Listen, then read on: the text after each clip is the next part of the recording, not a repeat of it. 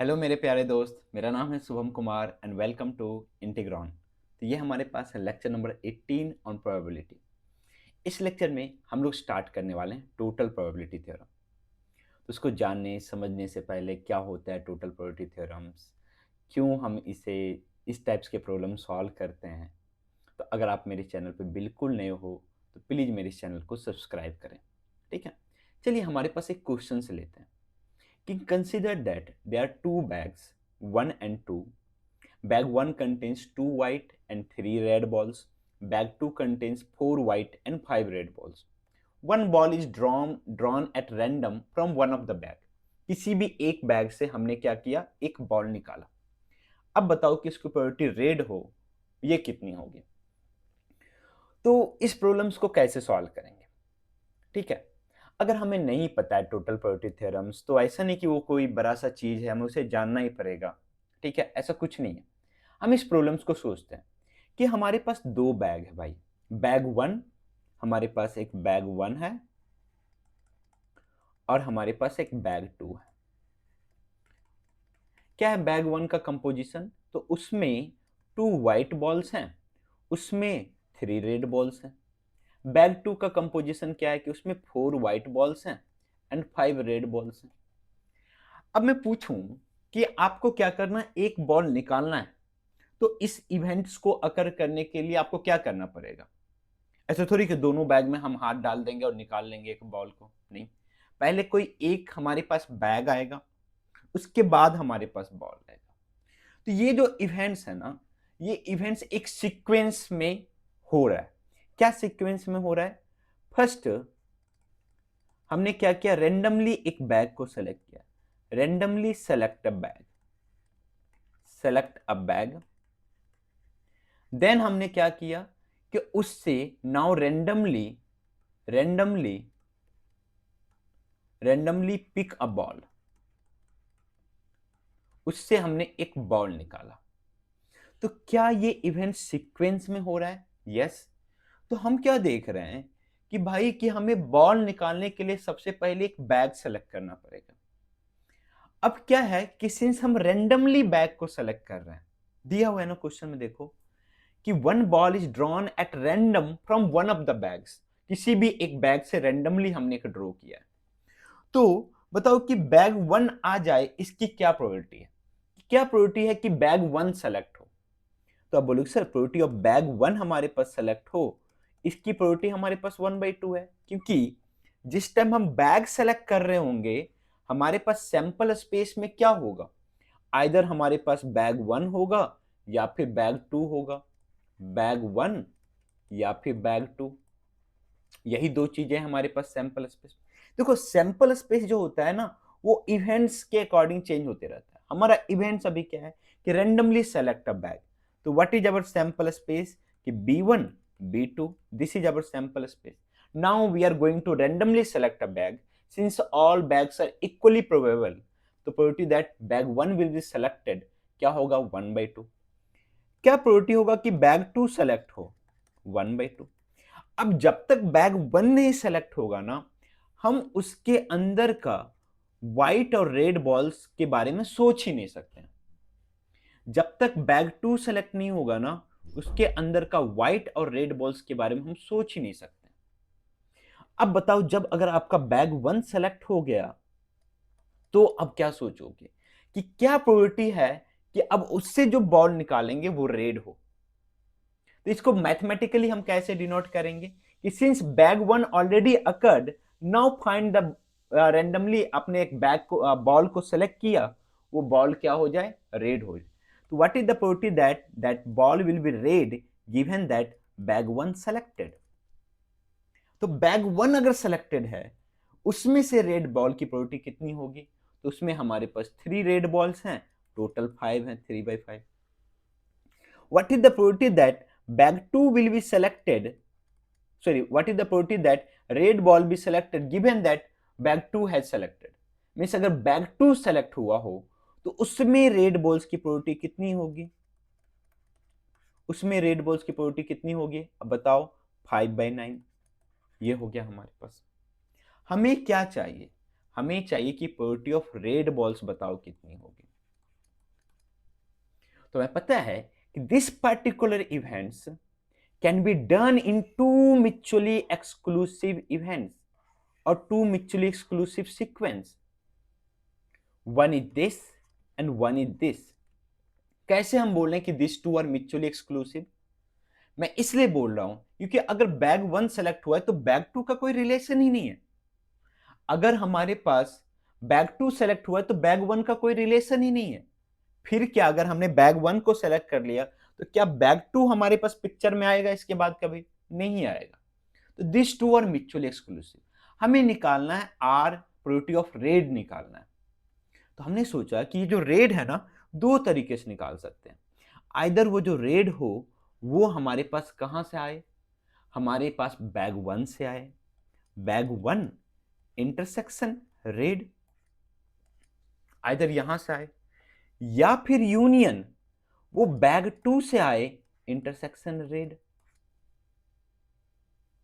ठीक है।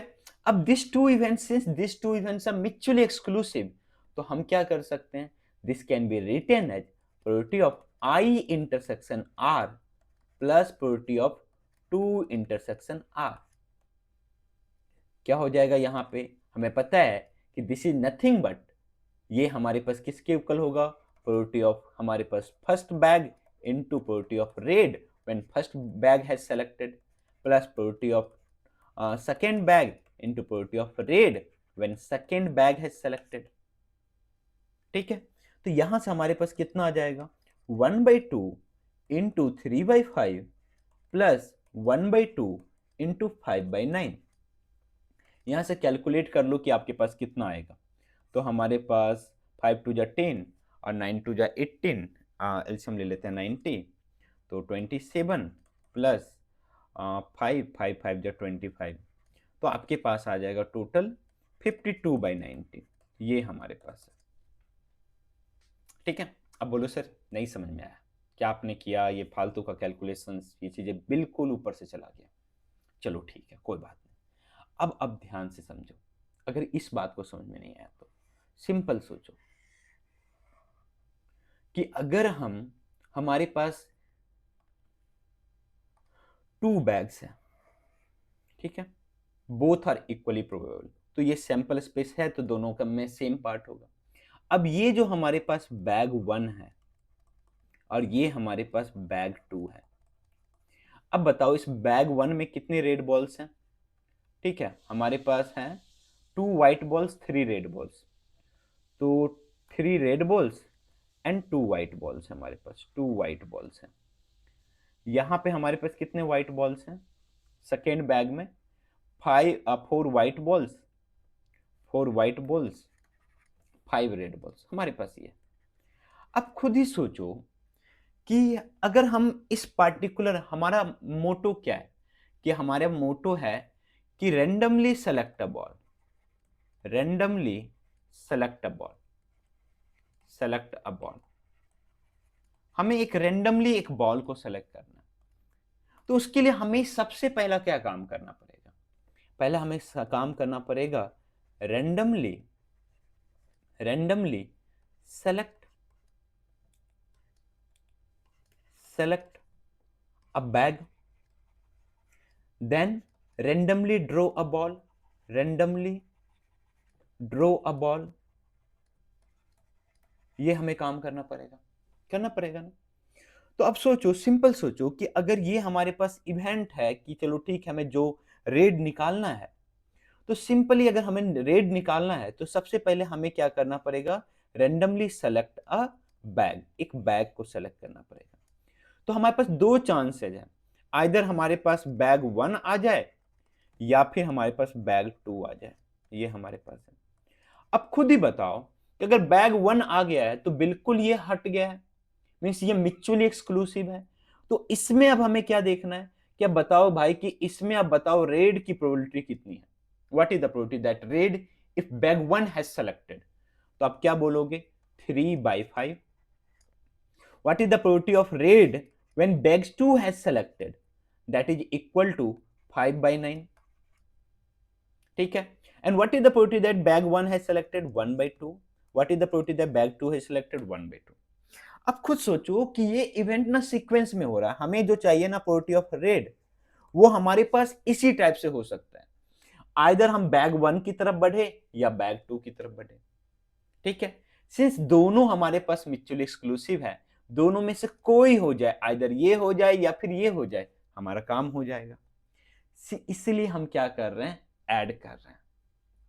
तो what is the probability of red क्या हो जाएगा, आप खुद सोचो कि अगर बैग 1 सेलेक्ट हुआ है तो उसमें रेड की प्रोबेबिलिटी क्या है हमारे पास, प्लस अगर बैग 2 सेलेक्ट हुआ है तो उसमें रेड की प्रोबेबिलिटी क्या है, ये बताओ। यही होगा हमारे पास रेड, इसी टाइप से रेड आ सकता है। तो क्या हो जाएगा, यहां से भी हम सेम चीजें निकालेंगे और उस सेम, इसी को हम लोग बोलते हैं प्रोबेबिलिटी डायग्राम, टी डायग्राम। और हम एक्सटेंसिवली यूज करने वाले हैं टोटल प्रोबेबिलिटी थ्योरम्स एंड आगे आने वाले लेक्चर्स बेस्ड थ्योरम्स में। तो हमें लगता है कि एक प्रोबेबिलिटी थ्योरम्स का हमने एक आइडिया दे चुका है। तो अब सोचो कि हमारे पास प्रोबेबिलिटी थ्योरम्स हम कहां अप्लाई करेंगे।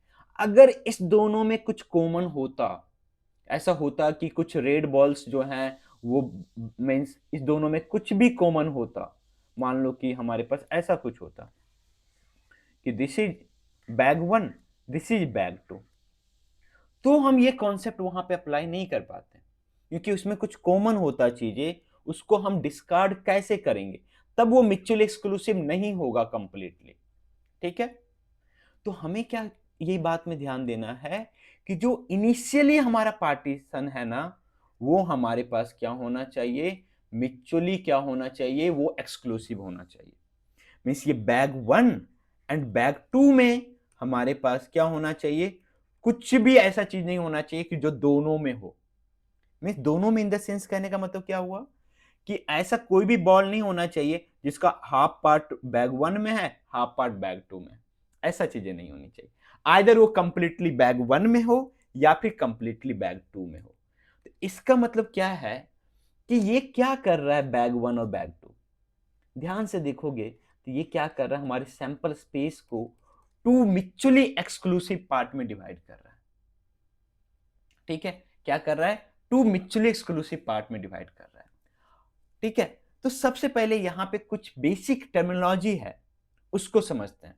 जिसमें सबसे पहला है partition of a sample space. इसी को हम लोग क्या बोलते हैं, partition of a sample space बोलते हैं। यहां पे अगर ये हमारे पास इवेंट 1 है, ये इवेंट 2 है, तो क्या देख रहे हैं कि E1 इंटरसेक्शन E2 हमारे पास किसके इक्वल है, फाई के इक्वल है। साथ में हम देख रहे हैं क्या कि E1 यूनियन E2 मिलके हमारे पास क्या बना रहा है, सैंपल स्पेस बना रहा है, दोनों मिलके सैंपल स्पेस बना रहा है। साथ में एक चीज और कंडीशन है, क्या प्रोबेबिलिटी ऑफ E1 जो हमारे पास है वो ग्रेटर देन इक्वल टू क्या होना चाहिए, 0। प्रोबेबिलिटी ऑफ EI क्या होना चाहिए, ग्रेटर देन इक्वल टू 0। देखो इसकी प्रोबेबिलिटी 1/2, इसकी प्रोबेबिलिटी 1/2। ऐसा नहीं होना चाहिए कि इस दोनों में कोई क्या हो, एम्प्टी इवेंट्स हो या फिर नल इवेंट्स हो, ऐसा नहीं होना चाहिए। ठीक है, क्यों, क्योंकि अगर नल इवेंट्स कोई भी हो गया तो ये हम फाइंड नहीं कर सकते, this is not defined, this particular conditional probability is not defined. ठीक है, चलो तो हम डिफाइन करते हैं सबसे पहले partition of a sample space. क्या होता है partition of a sample space, अगर हमारे पास कोई भी सैंपल स्पेस है, मान लो ये हमारे पास सैंपल स्पेस है, हम क्या करते हैं इसको एन म्यूचुअली एक्सक्लूसिव इवेंट्स में डिवाइड कर देते हैं। Means n mutually exclusive events करने का मतलब क्या हुआ कि हमारे पास किसी का कोई कॉमन नहीं है। ठीक है, किसी का कोई कॉमन नहीं, मान लो कि हमने इसको एन म्यूचुअली एक्सक्लूसिव इवेंट्स में डिफाइन कर दिया। तो हम क्या देख रहे हैं कि सारे इवेंट्स जो हैं, किसी भी दो इवेंट्स के बीच में कुछ भी कॉमन नहीं है। क्या कॉमन है किसी भी दो इवेंट्स के बीच में, नहीं। तो ये हमारे पास मान लो E1 है, ये हमारे पास E2 है, ये मान लेते हैं चलो ठीक है E3 है, ये E4 है, डॉट डॉट डॉट, ये हमारे पास मान लेते हैं कि ये हमारे पास En है और ये हमारे पास En-1। हमने क्या किया, इसका पार्टीशन किया। मींस मान लो कि पेपर एक है, आपने उसको टुकड़ों में डिवाइड किया। ठीक है, तब कोई भी टुकड़ा, दो टुकड़ा के बीच में कोई कॉमन रीजन आएगा क्या, नहीं। ठीक है, तो इसी को हम लोग क्या बोलते हैं, पार्टीशन बोलते हैं। अब इस पार्टीशंस में कुछ हमारे पास मैथमेटिकल कंडीशंस है, तो क्या कंडीशंस है, कैसे हम मैथमेटिकली डिफाइन करेंगे ये पार्टीशन ऑलवेज वैलिड हो। तो एक चीज हमारे पास यहां से देखो कि ऑब्वियसली उस सारे टुकड़ों को अगर हम ऐड करते हैं तो हमारा फिर से पेपर बनना चाहिए। दैट मीन्स क्या होना चाहिए हमारे पास कि E1 union E2 union dot dot dot union En ये हमारे पास किसके इक्वल हो, सैंपल स्पेस के इक्वल हो। साथ में किसी भी दो इवेंट्स हमारे पास क्या हो, कोई भी दो इवेंट्स क्या हो, वो म्यूचुअली एक्सक्लूसिव हो। मींस E1 इंटरसेक्शन E2 या फिर कोई भी हमारे पास E3 इंटरसेक्शन E4 ये हमारे पास किसके इक्वल हो, फाई के इक्वल। और लास्ट हमारे पास हर टुकड़ा का जो हो हमारे पास कोई भी ऐसा नहीं एज्यूम कर ले यार कि एक पार्टीशन यहां भी है जो कि हमारे पास जिसको हमने कुछ नहीं दिया, ठीक है, उसको हम लोग क्या बोलेंगे कि कहने का मतलब कि प्रोबेबिलिटी ऑफ EI जो होना चाहिए हमेशा ग्रेटर देन 0 होना चाहिए। क्या हमने ग्रेटर देन इक्वल टू लिखा last time, yes, this should be greater than 0, ठीक है, this should be greater than 0। तो सिंपली सोचो कि मान लो कि एक प्लॉट ऑफ लैंड है, आपको n भाई में डिवाइड करना है, तो ऑब्वियसली कोई भी लैंड ऐसा नहीं चाहेगा, ऐसा टुकड़ा कि जो मीन्स कॉमन नहीं चाह रहा, सब बिल्कुल चाह रहा है अलग अलग हमें चाहिए। तो इसी को हम लोग क्या बोलेंगे, पार्टीशन बोलेंगे। तो एक पार्टीशंस का एक बेसिक आइडिया हम समझ लिए हैं। अब इसको मैथमेटिकली कैसे कंडीशंस को अप्लाई करेंगे वो देखते हैं।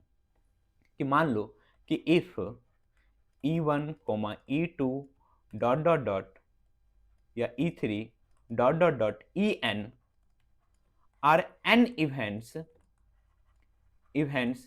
defined on a sample space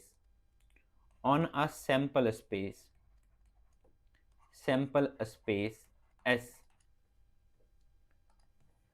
These all events are called partition of sample space S if first क्या होना चाहिए कि हमारे पास सारे इवेंट्स क्या होने चाहिए, पेयर वाइज म्यूचुअली एक्सक्लूसिव होने चाहिए। क्या होने चाहिए, pairwise mutually exclusive. That means कि EI intersection EJ will be equal to phi for all I not equal to J। इसका मतलब क्या है कि अगर I और J इक्वल नहीं है, मीन्स दोनों अलग अलग इवेंट्स हैं, तो उसका इंटरसेक्शन फाई होना चाहिए। कैसे होने चाहिए, that means mutually pair wise mutually exclusive,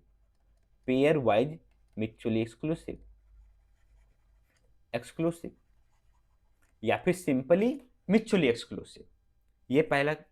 second हमारे पास क्या होना चाहिए, सभी का जो यूनियन हो वो हमारे पास सैंपल स्पेस होना चाहिए। मीन्स जब लैंड का डिवाइड कर रहे हैं हम n ब्रदर्स में, तो कोई भी लैंड गायब नहीं होना चाहिए, हर लैंड कोई किसी ना किसी ब्रदर के पास होना ही चाहिए। दैट मीन्स कि E1 union E2 union E3 union dot dot dot union En, this should be equal to sample space. That means union I equal to 1 to n EI, this should be equal to sample space. कहने का मतलब अगर अलग probabilities के term में बात किया जाए तो these events should B exhaustive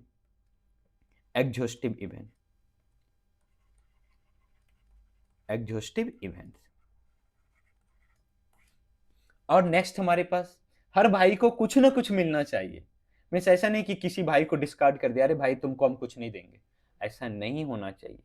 हर किसी को कुछ ना कुछ मिलना चाहिए। मीन्स E1 E2 E3 ये सारे नॉन एम्प्टी होने चाहिए। Non empty in the sense कहने का मतलब हर किसी की प्रोबेबिलिटी जो होनी चाहिए वो ग्रेटर देन 0 होनी चाहिए for all I belongs to हमारे पास कहां से कहां, natural number 1 2 3 dot dot dot n तक, ये हमारे पास होना चाहिए। अगर ऐसा कोई भी हमारे पास n सेट्स हमारे पास क्या कर रहा है या n इवेंट्स फॉलो कर रहा है, तो उसको हम लोग क्या बोलेंगे, those events are partition of a sample space. क्या बोलेंगे? Partition of a sample space. क्यों हमें पार्टीशंस में इतना इंटरेस्टेड है? क्योंकि जब हम देख रहे हैं ना, ये टोटल प्रोबेबिलिटी थ्योरम से पहले जब हम देख रहे हैं कि रेड बॉल निकालना है, तो वो जो चीजें हो रही हैं वो पार्टीशन में हो रही है। पहले बैग 1 सेलेक्ट होगा, फिर उसमें से रेड आएगा, बैग 2 सेलेक्ट होगा, फिर उसमें से रेड आएगा। अगर मैं यहीं पे बोलता कि हमारे पास 3 बैग्स होते हैं, तो हमारे पास बैग 1 सेलेक्ट होता, बैग 2 सेलेक्ट होता, बैग 3 सेलेक्ट होता। तो ये जो इनिशियली जो बैग का सिलेक्शन हो रहा है, तो ये हमारे पास सैंपल स्पेस को क्या कर रहा है? 3 पार्टीशंस में डिवाइड कर रहा है। कितने पार्टीशंस में डिवाइड कर रहा है? 3 पार्टीशंस में डिवाइड कर रहा है। ठीक है, तो इनिशियली जब हम बैग का सिलेक्शन कर रहे हैं, तो all bags are different, distinct. ठीक है, एक हमारे पास ये बैग है कि ये बैग है कि ये बैग है हमारे पास। तो सिंस जब बैग है तो उसके बीच में तो कॉमन रीजन कुछ नहीं है ना। That means probability of any bag intersection any bag should be equal to 0। Those events should be mutually exclusive. ठीक है, इसलिए हम पार्टीशन में इंटरेस्टेड है। तो पार्टीशन समझ गए आपने कि पार्टीशन का एक्चुअली हमारे पास मतलब क्या है। ठीक है, तो अब आगे बात करते हैं कि चलो ठीक है, पार्टीशंस हमने बात, क्या पार्टीशंस यूनिक होगा? कोई जरूरी नहीं। अगर मान लो सैंपल स्पेस एक एस है, फॉर एग्जांपल हम दिखाते हैं कि हमारे पास मान लो कि सैंपल स्पेस एस है हमारे पास, दैट इज 1 2 3 4 5 6, ये हमारे पास एक सैंपल स्पेस है। हमने यहां पे कुछ इवेंट्स डिफाइन किया, E1 that is 1 2, E2 that is 3 4, E3 that is 5 6। एक सेट ऑफ इवेंट्स हमने ये डिफाइन किया। तो क्या ये हमारे पास पार्टीशन है? हमारे पास yes, these all are partition of S, all are partition of S. S का पार्टीशन है, क्यों? क्योंकि किसी भी दो का इंटरसेक्शन फाई के इक्वल है, और इस सभी का यूनियन किसके इक्वल है? हमारे पास एस के इक्वल है। साथ में हर किसी की प्रोबेबिलिटी क्या है? Greater than 0।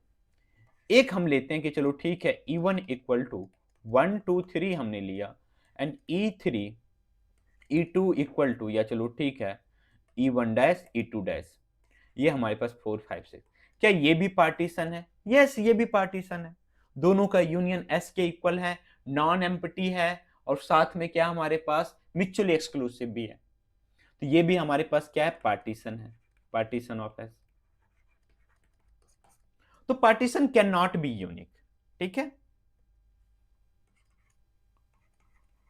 Partition of a sample space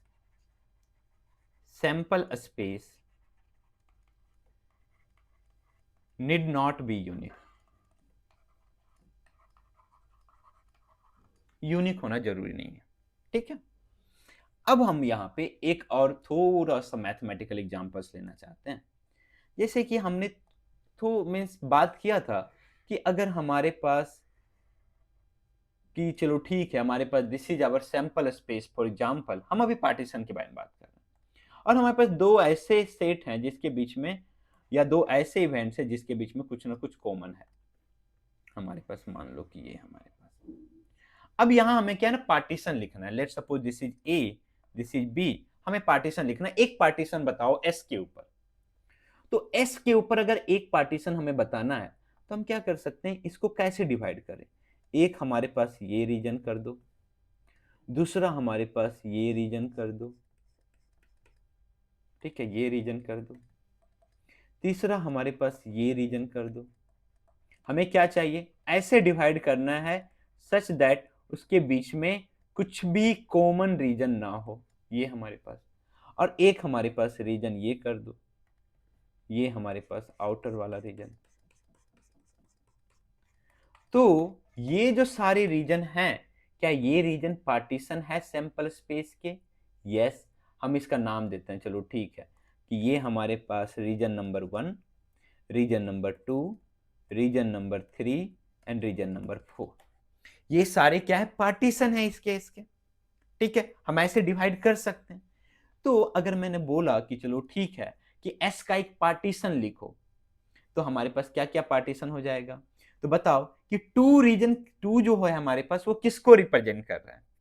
तो टू हमारे पास है, this is nothing but only A, this is nothing but only B, this is nothing but blue region is A intersection B. थोड़ा सा दूसरा colour ले लेते हैं। और ये जो हमारे पास रीजन है that is neither A nor B, that is हमारे पास है ए यूनियन बी कंप्लीमेंट। तो what is only A, only A क्या होगा, तो only A is nothing but A intersection B complement, only B is nothing but क्या हो जाएगा हमारे पास ए कंप्लीमेंट इंटरसेक्शन बी। तो ये जो चारों है ना, ये हमारे पास क्या है, पार्टीशन है किसके, कौन कौन हमारे पास, A union B complement, A intersection B complement, A intersection B, and हमारे पास A complement intersection B, partition of S, PARTITION, partition of S, ये एस का पार्टीशन है। ठीक है, तो हमने यहां पे क्या देखा कि हमने इस टाइप से डिवाइड कर सकते हैं। ठीक है, चलो हम बस अभी पार्टीशन पढ़ रहे हैं, अभी इसको मत रिलेट करो टोटल प्रोपर्टीज थ्योरम से। ठीक है, obviously A and B are not partition of S, A and B are not partition of S, partition of S. क्यों पार्टीशन ऑफ एस नहीं है, क्योंकि A intersection B is not equal to phi here, obviously A and B are not partition. तो हमने partition समझ लिया, और partition हम क्यों लाए उसके पीछे अपने लॉजिक समझ लिया कि हम क्या कर रहे हैं, दीज इवेंट्स जो हो रहे हैं, ये जो रेड बॉल निकल रहा है ना, वो इधर बैग 1 से निकलेगा या फिर बैग 2 से। So since this two are mutually exclusive, तो हमें डिफाइन करना पड़ेगा, हमें एक रेंड मींस एक जनरल हम क्या करना चाहते हैं, एक फॉर्मूला बनाना चाहते हैं।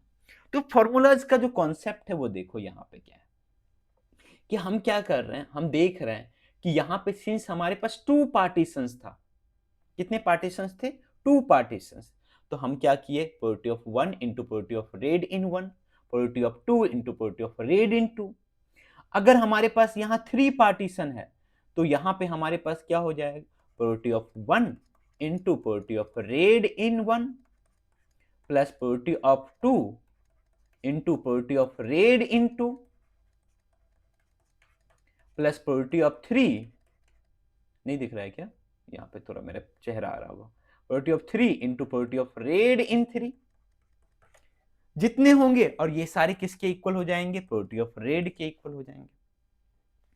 तो हमने यहां पे देखा कि अगर हमारे पास क्या हो कि पार्टीशन पता हो, उस पार्टीशन में हमें क्या निकालना है। अब बोलो सर पार्टीशन में हमें ये चीज नहीं समझ में आई कि पार्टीशन तो चलो ठीक है, समझ में आ गया कि बैग हमारे पास 2 पार्ट है, पार्टीशन है, बट अब फिर रेड का कॉन्सेप्ट कहां से आ रहा है, देखो इसको ध्यान से समझते हैं। अगर ये हमारे पास सैंपल स्पेस है और यहां पे हमारे पास बैग है, बैग ने क्या किया, 2 पार्टीशन क्रिएट कर दिया, बैग 1 बैग 2। अब बताओ कि बैग 1 और बैग 2 ने 2 पार्टीशन क्रिएट किया है, हमें रेड बॉल की प्रोबेबिलिटी चाहिए, तो वो जो रेड बॉल है वो कहां कहां से आ सकता है, तो आप बोलोगे सर वो रेड बॉल बैग 1 से भी आ सकता है, बैग 2 से भी आ सकता है, mean this is nothing but red, हमें इसको चाहिए। तो वो रेड बॉल अगर बैग 1 आया होगा ना सर, तो उसमें हमारे पास सम रेड बॉल आया होगा, अगर बैग 2 आया होगा ना, तो वहां पे हमारे पास कुछ रेड बॉल आया होगा। तो ये लॉजिक है। तो अगर हमें ये चाहिए, प्रोबेबिलिटी ऑफ रेड चाहिए, तो ये red, this red can be done in 2 ways, either जब बैग 1 अकर्ड हो तो उसमें रेड की प्रोबेबिलिटीज, बैग 2 अकर्ड हो तो उसमें रेड की प्रोबेबिलिटीज। ठीक है, अगर हमारे पास 3 बैग होता, कि हमारे पास क्या है, this is our sample space and this is divided into 3 parts हमारे पास, और अगर अब हमें रेड बॉल की प्रोबेबिलिटी चाहिए, suppose this is bag 1 bag 2 bag 3, तो अगर अब हमें रेड की प्रोबेबिलिटी चाहिए, तो वो क्या हो सकता है, सपोज दिस इज रेड, तो वो क्या हो सकता है, अगर बैग 1 हैपेंड हो तो उसमें रेड की प्रोबेबिलिटी क्या है, बैग 2 हैपेंड हो तो उसमें रेड की प्रोबेबिलिटी क्या है, बैग 3 हैपेंड हो तो उसमें रेड की प्रोबेबिलिटी क्या है। ये जो रीजन है, this region is nothing but what is the probability of red when bag 1 happened. अच्छा थोड़ा सा पतला कर लो यार। हाँ, ये हमारे पास जो रीजन है, what is the probability of red when bag 2 happened, and this region what is the probability of red when bag 3 happened. ठीक है, कोई दिक्कत नहीं। तो अब ये चीजें हम यहां से समझ चुके हैं कि एक्चुअली हमने पार्टीशन क्यों पढ़ा और पार्टीशंस का क्या रोल है, और हम यहां तभी पहुंच सकते हैं जब हमारा इवेंट 1 हैपेंड हो। ठीक है, तो चलो ठीक है, आप यहां से एक मैथमेटिकली लॉजिक समझ चुके हैं कि what is probability of red, this probability of red will be nothing, कि अगर बैग 1 हैपेंड हुआ है तो उसमें रेड की प्रोबेबिलिटी क्या है इन bag 1, plus probability of bag 2 अगर हैपेंड हुआ है तो उसमें हमारे पास रेड की प्रोबेबिलिटी क्या है बैग 2 में, plus probability of bag 3 happened हुआ है तो उसमें हमारे पास रेड की प्रोबेबिलिटी क्या है। ठीक है, ये चीजें यहां से क्लियर हो चुकी है। तो इसके लिए जरूरी क्या है, this should be mutually exclusive, non empty and exhaustive. ठीक है, ये तीनों मिलके बैग 1 बैग 2 बैग 3 हमारा सैंपल स्पेस बनाना चाहिए। ठीक है, चलो तो अब हम क्या करते हैं, यहां से फाइनली हम टोटल प्रोबेबिलिटी थ्योरम्स को डिफाइन करते हैं। ठीक है, तो हमें क्या चाहिए, हमारे पास मान लो, चलो डायग्राम से समझते हैं, क्योंकि डायग्राम से विजुलाइज करना ना बड़ा मजा आता है, प्रोबेबिलिटी को डायग्राम से विजुलाइज करना। अगर हमारे पास मान लो कि this is sample space and this is divided into n mutually exclusive, exhaustive and non-empty events, that means partition of S। मान लो कि ये हमारे पास कुछ ऐसा पार्टीशन है हमारे पास। ठीक है, लग रहा है जैसे बॉर्डर हम बना रहे हैं कंट्रीज का। चलो ठीक है, ये हमारे पास है। ठीक है, ये हमारे पास, so this is nothing but partition. मान लेते हैं कि this are E1 E2 E3, ठीक है, E4 E5 dot dot dot En-1 En। ठीक है, ये हमारे पास है। ठीक है, मैं समझो कि ये इतने सारे बैग्स हैं हमारे पास, N बैग्स हैं। ठीक है, हर बैग्स में कुछ रेड है, ब्लू है, ऐसा कुछ है। ठीक है, अब हमें रेड की प्रोबेबिलिटी निकालनी है या फिर हमें किसी इवेंट की प्रोबेबिलिटी निकालनी है, तो वो इवेंट का क्या है, हमारे पास कुछ ना कुछ शेयर है हमारे पास हर किसी में। मान लो कि this is particular, I am interested to find this is particular. तो हमें पता है कि ए तभी होगा जब सबसे पहले E1 अकर होना चाहिए। तो हमने क्या निकालना, what is the probability of A. बताओ प्रोबेबिलिटी ऑफ ए क्या होगा, कि अगर E1 अकर्ड हुआ हो तो probability of E1, and now find the probability of A in E1 plus probability of E2 into probability of A in E2 dot dot dot probability of En-1 into probability of A in En-1 and last probability of En into probability of A in En। ये हमारे पास है। तो ये हमारे पास क्या हो गया, what is probability of A, probability of A is nothing but summation I equal to 1 to n probability of EI into probability of A upon EI. This particular things is called total probability theorem. This is total probability theorem.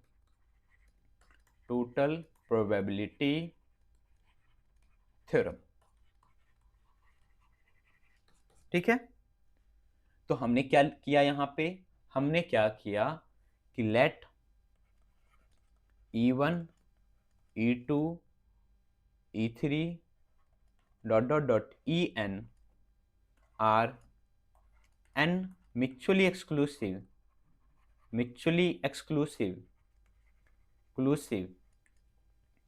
exhaustive exhaustive and non-empty events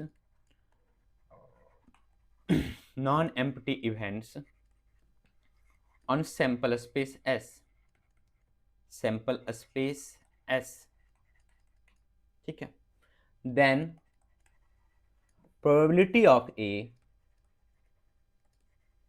T of A will be given by this.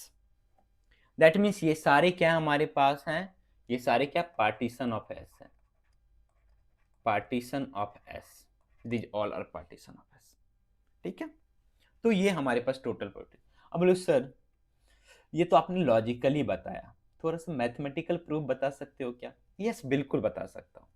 और हमारी class की खास बात यही होती है कि हम हर किसी का प्रूफ देखते हैं, एंड दैट इज रिक्वायर्ड, तभी आप चीजों को मैथमेटिकली समझ सकते हो, ठीक है। तो हमने क्या बोला कि चलो ठीक है, हमें ए की प्रोबेबिलिटी चाहिए ना। अब बताओ ए की प्रोबेबिलिटी हमारे पास ए कैसे अकर करेगा? ए अकर होने के लिए हमें क्या चाहिए?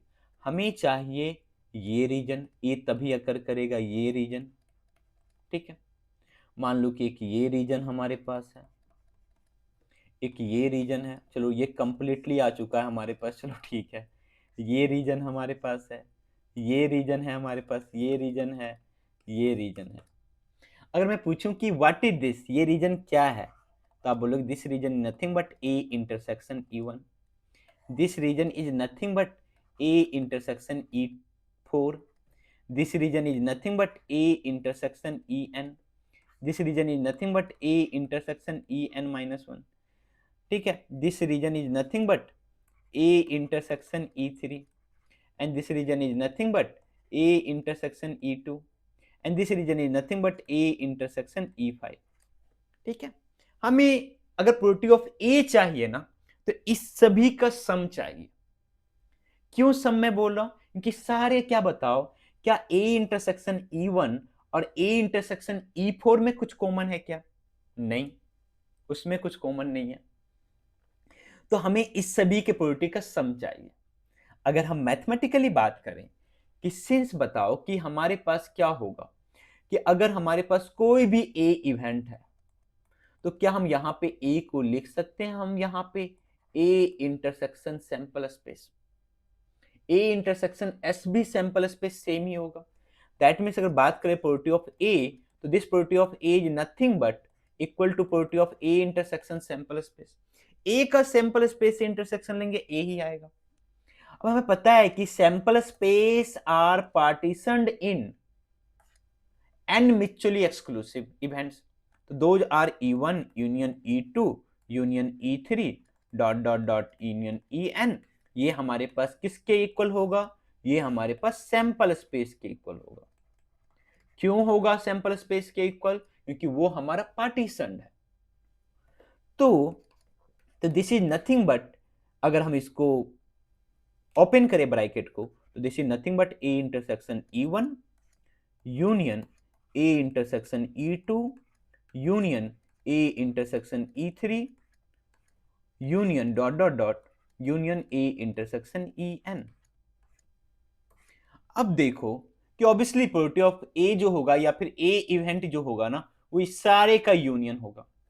अब अगर हमें पता है एक्सियोम्स 3 के बारे में बात करें एक्सियोमेट्रिक प्रोबेबिलिटीज में, कि अगर ये सारे क्या हैं, अगर इफ म्यूचुअली एक्सक्लूसिव हैं, म्यूचुअली एक्सक्लूसिव हैं, तो हम इसको सम के फॉर्म में लिख सकते हैं।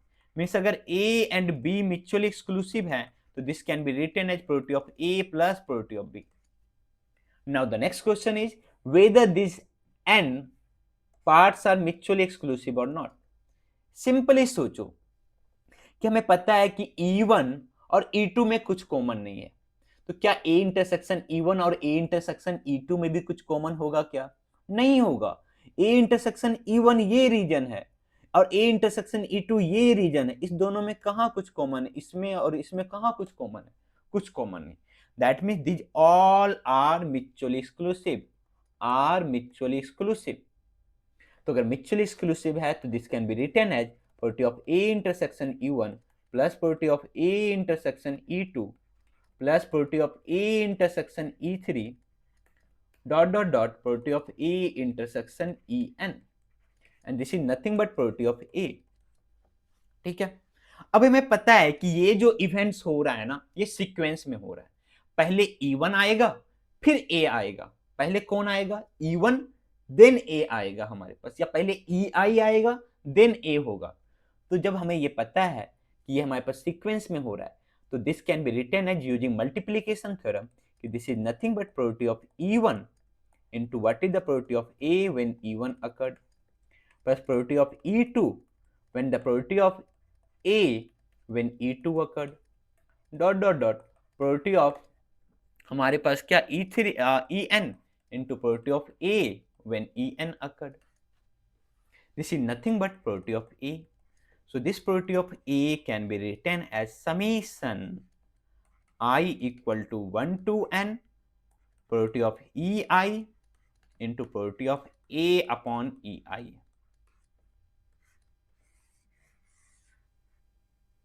ठीक है, so this is nothing but total probability theorem, TPE, total probability theorem. अब हमने टोटल प्रोबेबिलिटी थ्योरम्स के फॉर्मूलाज भी देख लिए, कॉन्सेप्ट भी समझ लिया कि क्या लॉजिक है। अब ना प्रॉब्लम्स देखते हैं, कुछ प्रॉब्लम्स लेते हैं हम यहाँ पे आपके लिए, ठीक है, फिर हम समझेंगे। तो हमने फर्स्ट प्रॉब्लम लिया था वो, ठीक है, उसको भी अल्टीमेटली हमने टोटल प्रोबेबिलिटी थ्योरम से ही सॉल्व किया। बस हमने उस टाइम हमें टोटल प्रोबेबिलिटी थ्योरम्स का आइडिया नहीं था, बस हम लॉजिकली सोच रहे थे। अब खुद ही सोचो कि इनिशियली जो भी एक्चुअली बेज का बहुत बड़ा रोल है इसमें, इसलिए हम आगे बेज थ्योरम भी पढ़ते हैं, उनके नाम पे रखा गया। और जब तक वो जिंदा थे तब तक तो ये चीज़ें उन्होंने पब्लिश नहीं किया था, उनके मरने के बाद ही ये चीज़ें बाद में पब्लिश हुई कि बेज ने ऐसा कुछ काम करके गए हैं। सोचो आज के लोग क्या होते हैं, थोड़ा सा काम करते हैं ढिंढोरा पीटते हैं। पहले के लोग को तो पता ही नहीं चलता था किसने क्या काम किया, इसलिए क्या होता था जिसका नाम पहले आता था वो पब्लिश हो जाता था। इसलिए बहुत सारे कंट्रोवर्सीज भी हैं इसके ऊपर कि नहीं ये चीज़ें हमने किया है, नाम किसी और का, ऐसे बहुत सारी चीज़ें हैं, ठीक है। तो हमारे पास ये प्रॉब्लम है। प्रॉब्लम क्या है? In a factory which manufactures bolts, machines A, B, and C manufactures respectively 25%, 35%, 40% of the bolt. Of their outputs, 5, 4, and 2% are respectively defective bolts. A bolt is drawn at random from the products. Products से हमने random किया है. Find that probability that it is defective. कि ये defective हो. अब बताओ कि probability of defective निकालना. तो सबसे पहले हमारे पास क्या आना चाहिए? पहले ये आना चाहिए कि वो किस मशीन से आया होगा। क्या प्रोबेबिलिटी है कि ए मशीन से आया, बी मशीन से आया, सी मशीन से आया। अब जब ए मशीन से आया तो ए में कितने डिफेक्टिव प्रोडक्ट्स बन रहे हैं, बी में कितने डिफेक्टिव प्रोडक्ट्स बन रहे हैं, सी में कितने डिफेक्टिव प्रोडक्ट्स बन रहे हैं। तो इसको सबसे पहले हम प्रोबेबिलिटी डायग्राम से रिप्रेजेंट करेंगे कि हमें निकालना है ना डिफेक्टिव के बारे में। तो डिफेक्टिव आने से पहले हमारे पास क्या होना चाहिए? आइदर मशीन 1 होगा या फिर मशीन 2 होगा या फिर मशीन 3 होगा। Let's suppose this is machine A, this is machine B, and this is machine C. Now tell me कि हमारे पास मशीन ए, अब मशीन ए जब हो चुका है तो उसके बाद इसमें देखना है कि वो बोल्ट आया हमारे पास वो डिफेक्टिव आ जाए, ठीक है। डिफेक्टिव हमारे पास वो हमारे पास कितना हमारे पास डिफेक्टिव आ जाए, फिर हम इसमें देखेंगे कि वो डिफेक्टिव आ जाए, फिर हम इसमें देखेंगे कि वो डिफेक्टिव आ जाए। तो हम क्या देख रहे हैं, ये जो हमारा वर्क है ना ये इस सीक्वेंस में हो रहा है कि हमारे पास जो भी बोल्ट हो ना वो हमारे पास कैसे आया होगा। तो सबसे पहले आइदर वो मशीन पहले रेंडमली सेलेक्ट हुआ होगा, फिर हमारे पास क्या हुआ होगा उसमें देखेंगे कि उसकी डिफेक्टिव कितनी, ठीक है। ये चीजें, तो ये चीजें हमें निकालनी है। तो बताओ कि क्या प्रोबेबिलिटी है कि मशीन ए हमारे पास वो बोल्ट जो है, सबसे पहले सोचो वो जो बोल्ट है क्या प्रोबेबिलिटी है कि वो मशीन ए से आया होगा। मशीन ए से आने की क्या प्रोबेबिलिटी होगी? तो ऑब्वियसली सिंस मशीन ए 25% बना रहा है तो मशीन ए से आने की प्रोबेबिलिटी कितनी होगी? 25/100 मशीन बी से आने की प्रोबेबिलिटी कितनी होगी 35/100। मशीन सी से आने की प्रोबेबिलिटी कितनी होगी हमारे पास 40/100। अब अगर मशीन ए से आया है तो कितना है कि चलो ठीक है मशीन ए डिफेक्टिव बना रहा है, तो 5%, 5/100, यहां पे 4/100 और यहां पे 2/100।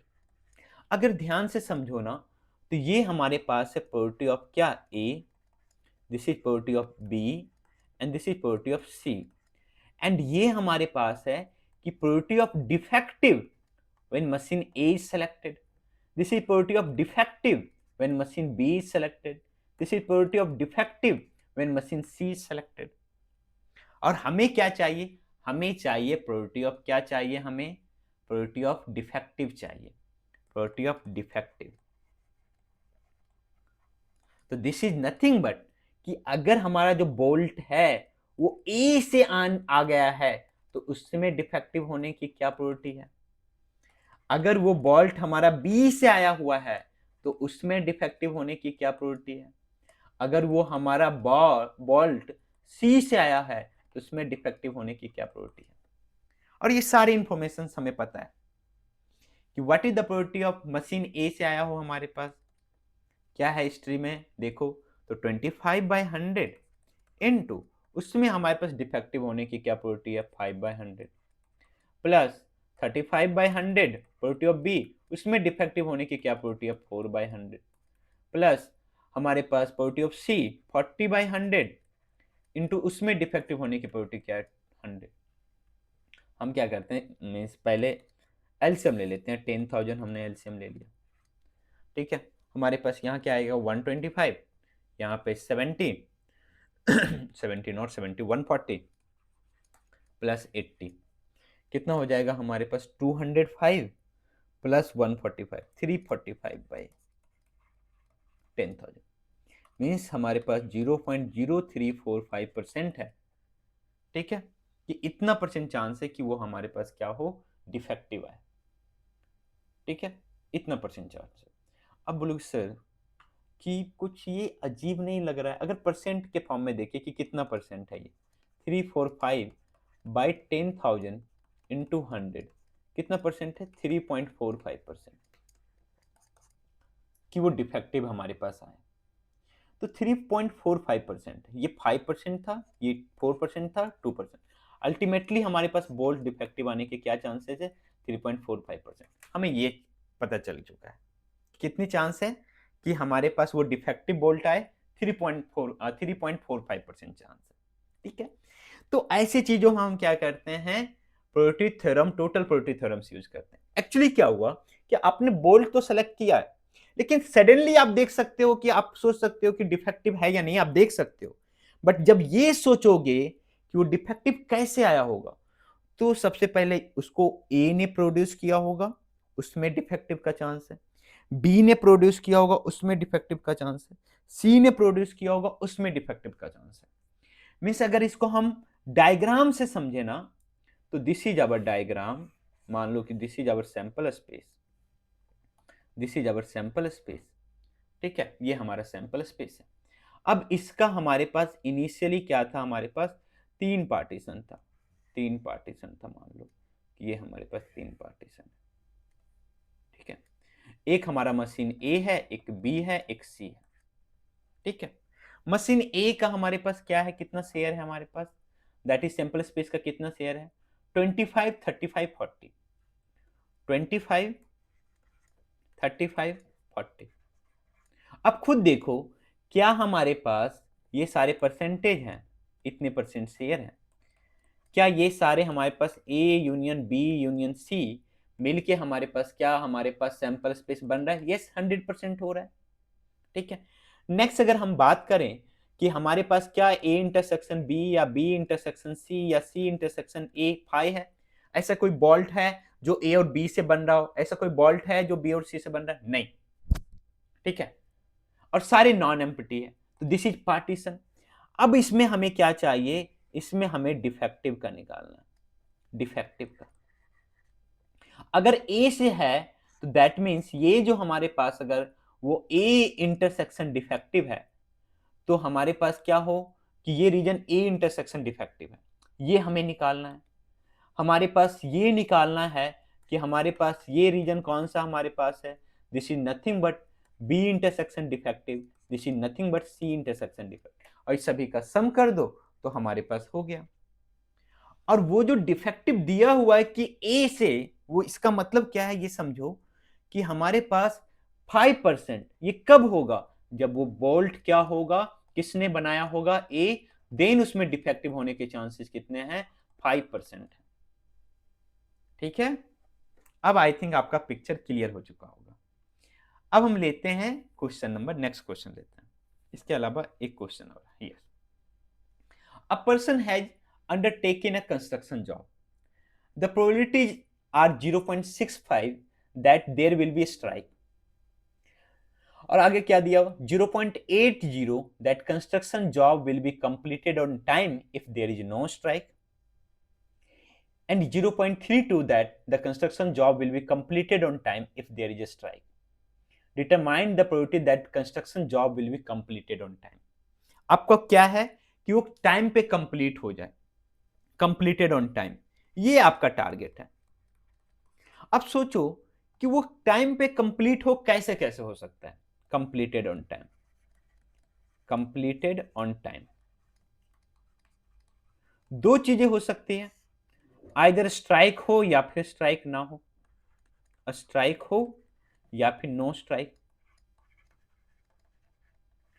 ठीक है, अब इसमें भी देखना है कि स्ट्राइक होने पे क्या हमारे पास completed on time, completed on time, even there is a strike, even there is a strike, a strike completed on time if there is no strike, completed on time if there is no strike, a strike। ये हमारे पास है। ये अगर probability diagram आपने बनाना सीख लिया तो काम खत्म। अब बताओ what is the probability that strike होगा, स्ट्राइक होने की प्रोबेबिलिटी क्या है, यहां पे क्वेश्चन में देखो, what is the probability that the probabilities are 0.65 that there will be strike. ये हमारे पास है कि 0.65 प्रोबेबिलिटी है कि स्ट्राइक होगा। तो प्रोबेबिलिटी क्या होगा कि स्ट्राइक ना हो, देयर इज नो स्ट्राइक। अब सोचो ये स्ट्राइक होगा या ना होगा, दिस टू हमारे पास क्या होगा, इसका सम क्या होगा, 1 के इक्वल होगा, या तो स्ट्राइक होगा या फिर ना होगा। तो अगर होने की प्रोबेबिलिटी 0.65 है तो ना होने की प्रोबेबिलिटी कितनी, 0.35। क्या होना और ना होना, ये हमारे पास क्या होगा, हमेशा याद रखना, अगर एक नॉन एम्प्टी है, if is non empty events, तो A and A complement always क्या होगा, पार्टीशन होगा, पार्टीशन होगा। ठीक है, सैंपल स्पेस का। तो ये ना होने के प्रोबेबिलिटी। अब क्या आगे दिया हुआ है, 0.80 that construction job will be completed on time if there is no strike. क्या है ये हमारे पास, अगर स्ट्राइक नहीं हुआ तो टाइम पे, मान लो कि इसको हमने टी से डिनोट किया, टाइम पे कंप्लीट हो, if there is no strike, this things you have given, how much, 0.80, 0.80, and what is the probability that that will completed on time even there is a strike, आगे दिया हुआ 0.30 that the construction job will be completed on time if there is a strike। अब बोलो sir इस दोनों हमारे पास क्यों नहीं समाया 1, देखो ये दोनों बिल्कुल अलग अलग चीजें हैं, एक स्ट्राइक हो तब टाइम पे कंप्लीट हो, एक स्ट्राइक क्या हो हमारे पास ना हो तब टाइम पे कंप्लीट हो। क्या ये दोनों इवेंट्स जो हैं, अब खुद ही सोचो, क्या इसका सम 1 होना चाहिए, नहीं होना चाहिए। हाँ, अगर ऐसा होता ना, हम देखते थे कि कब हमारे पास a by B plus probability of a complement by b का सम 1 होता था कंडीशनल प्रोबेबिलिटी में। यहां पे नहीं है वो चीजें, तो हम उसके बारे में बात नहीं करेंगे। हमें क्या चाहिए कि प्रोबेबिलिटी दैट वो काम टाइम पे हो जाए। तो बोलो सर अब क्या है, जब प्रोबेबिलिटी डायग्राम बन चुका है, ठीक है, तो क्या है कि अगर स्ट्राइक हो देन बताओ कि वो टाइम पे कंप्लीट हो स्ट्राइक होने के बाद। अगर स्ट्राइक ना हो तब बताओ टाइम पे कंप्लीट हो कि स्ट्राइक हमारे पास ना हो। What is the probability that a strike will be happen? 0.65 into what is the probability that work will completed on time even there is a strike?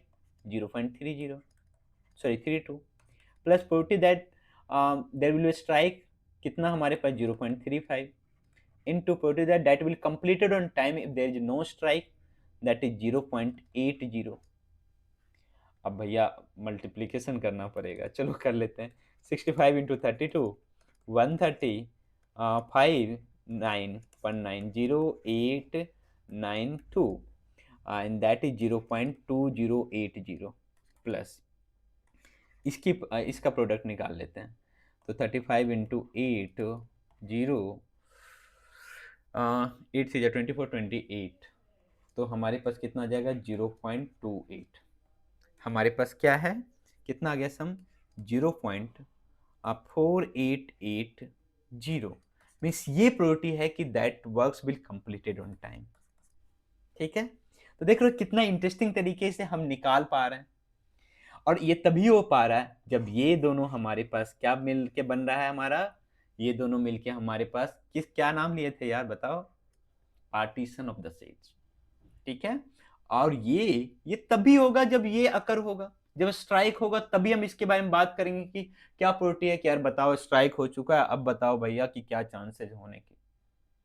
ठीक है, चलो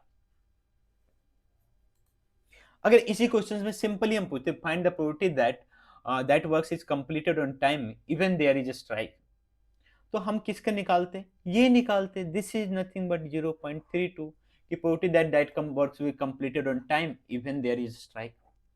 ठीक है, अब हम बढ़ते हैं अपने आखिरी प्रॉब्लम्स की ओर। हम कितना भी सोचे ना यार कि वीडियो छोटा होगा, नहीं हो पाता यार। ठीक है, नेक्स्ट हमारे पास there are two groups of subjects, one of which consist 5 science subject and 3 engineering subject and other consist of 3 science and 5 engineering subjects. An unbiased die is cast.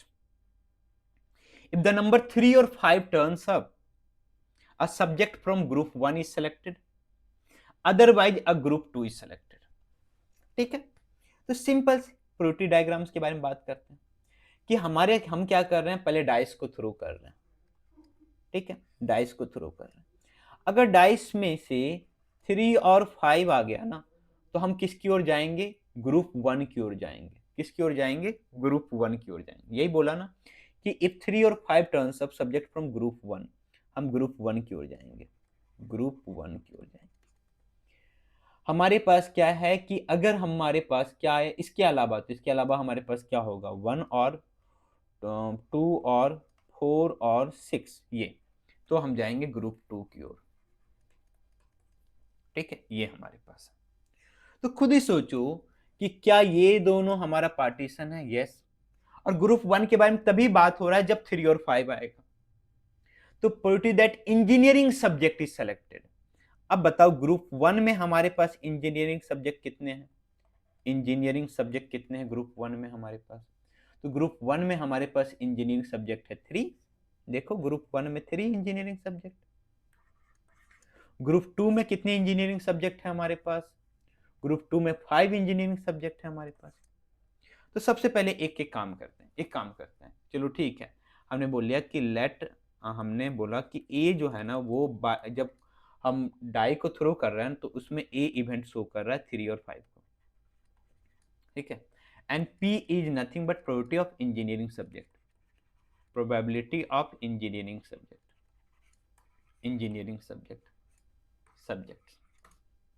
Now tell me what is the probability of A? Probability of A will be nothing but how much, 2/6। Now tell me कि अगर probability of A अगर हो चुका है, A event हो चुका है, तो इंजीनियरिंग सब्जेक्ट आएगा, इसकी क्या प्रोबेबिलिटी है। मीन जैसे ही अगर हमारे पास 3 और 5 आएगा, हम ग्रुप 1 को सिलेक्ट करेंगे। और ग्रुप 1 में कितने इंजीनियरिंग सब्जेक्ट हैं, 3। टोटल कितने सब्जेक्ट हैं हमारे पास, 5 3 8। तो क्या प्रोबेबिलिटी है कि इंजीनियरिंग सब्जेक्ट सेलेक्टेड हो अगर ए अकर्ड हुआ हो तो तो that will be equal to 3/8। Now tell me what is the probability that अगर हमारे पास ए नहीं हुआ हो, ए नहीं हुआ हो, इसकी प्रोबेबिलिटी कितनी होगी? 4/6। अगर ए नहीं हुआ तो हम ग्रुप 2 में जाएंगे, उसमें इंजीनियरिंग सब्जेक्ट आने की प्रोबेबिलिटी क्या होगी? अगर रैंडमली एक सब्जेक्ट को हम सेलेक्ट कर रहे हैं, ध्यान से समझना कि हम क्या कर रहे हैं, रैंडमली एक सब्जेक्ट पहले क्या कर रहे हैं, ये होगा, उसके बाद हम क्या कर रहे हैं आगे हमारे पास otherwise from group 2 further engineering subject is selected. चलो ठीक है, हाँ यहाँ पे दिया हुआ है if 3 or 5 turns of a subject from group 1 is select, यहाँ पे होना चाहिए randomly a subject from group 1 is selected, randomly. ठीक है, चलो तो बताओ कि अगर ए नहीं अकर हुआ है तो हम ग्रुप 2 की ओर देखेंगे। ग्रुप 2 में हमारे पास क्या है कि हमारे पास वहां पे 3 साइंस है, 5 इंजीनियरिंग है। दैट मीन्स वहां पे हमारे पास क्या है, 5/8 चांसेज है कि इंजीनियरिंग सब्जेक्ट आए। हमें क्या निकालना, probability of engineering. This can be done, अगर ए हुआ हो तो बताओ उसमें इंजीनियरिंग सब्जेक्ट होने के क्या चांसेज है, प्लस अगर ए नहीं हुआ हो, दूसरा हुआ हो, तो उसमें बताओ इंजीनियरिंग सब्जेक्ट होने के क्या चांसेज। ठीक है, this is a complement. Then कितना आ जाएगा हमारे पास, this is 2/6 into 3/8 plus 4/6 into 5/8। 3 से 2 टाइम्स में, 2 से 2 कैंसिल, हमारे पास 4 से 2 टाइम्स में, हमारे पास कितना आ गया यहाँ से 1/8 प्लस 5 बाई कितना हमारे पास 12, 24 एलसीएम ले लिया, 3 प्लस 10 कितना आ गया 13/24। इतना चांस है कि वो सब्जेक्ट जो आया होगा ना वो इंजीनियरिंग सब्जेक्ट आया होगा। तो हमने टोटल प्रोबेबिलिटी थ्योरम देखा आज के क्लास में, पार्टीशन ऑफ ए सेट देखा, और हमने ये भी समझा कि हम कहाँ पे टोटल प्रोबेबिलिटी थ्योरम लेंगे। हम इसलिए टोटल प्रोबेबिलिटी थ्योरम्स को अभी बिल्कुल अलग से बात कर रहे हैं ना, इसके बाद हम बात करेंगे बेस थ्योरम्स के बारे में। तब हम देखेंगे कि एक्चुअली में अब अगर कंफ्यूजन कहीं पे क्रिएट हो रहा है तो उसको कैसे सॉल्व किया जाए। ठीक है, सिंपली जब भी टोटल प्रोबेबिलिटी थ्योरम्स के क्वेश्चंस हो ना, उसमें सिंपली बोलेगा भैया then find the probability that it is defective. कोई यहाँ पे अदर सेंटेंस नहीं होगा कि ए हुआ, बी हुआ, सी हुआ, ऐसा कुछ नहीं है। दैट आपसे पूछेगा कि probability that is defective, probability that works will completed on time. अगर इसी में मैं पूछता हूं कि what is the probability that works will be not completed on time, तो completed on time and not completed on time ये हमारे पास एक दूसरे का कंप्लीमेंट है, तो इसका सम 1 होगा, तो हम इसको क्या कर सकते हैं 1 में माइनस कर सकते हैं। ठीक है, चलो ठीक है। तो इस लेक्चर्स के बाद आप बिल्कुल असाइनमेंट करना नहीं भूलिएगा। हमारा नेक्स्ट लेक्चर्स भी टोटल प्रोबेबिलिटी थ्योरम्स पे बेस्ड होगा, उसके बाद हम बेस थ्योरम स्टार्ट करेंगे। ठीक है, चलिए इस लेक्चर्स को पूरा देखने के लिए थैंक यू, बाय बाय।